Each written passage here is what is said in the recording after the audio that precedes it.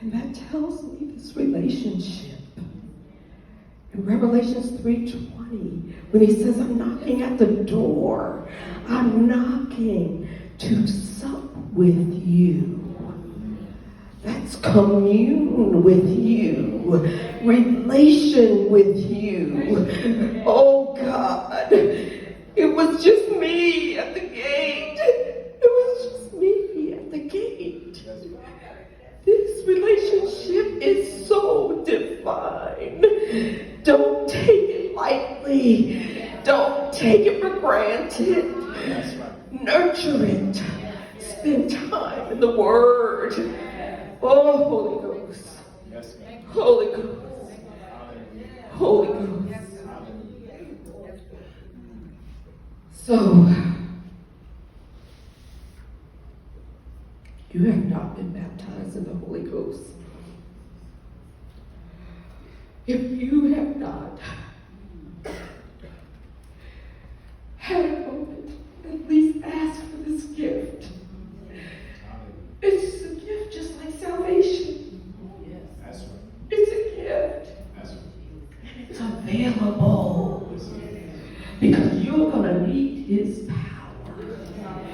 You're going to need His authority to do the dunamis things on the earth that He's called you to do. Hallelujah. If you haven't, it's time. It's time. It's time. So if you have not asked the Lord for the baptism in the Holy Spirit with the evidence of tongues, this was prophesied by Joel in Joel 2. So I don't want to take much time, but one thing I do want to say is that every day I go to heaven. I go several times a day. I have a visitation every day. And when I go, I get a mental picture in my mind of the throne. I've asked Him to forgive me, wash me, cleanse me, so I go pure, because nothing can go to heaven in an impure state. And I'm going and traveling several times, and then I begin to get that mental picture. I can see the throne and the glory rising from the throne, and I see it traveling on me.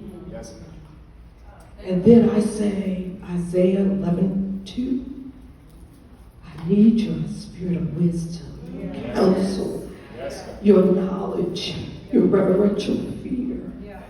I need your holiness, your sanctification of love, your purification of love.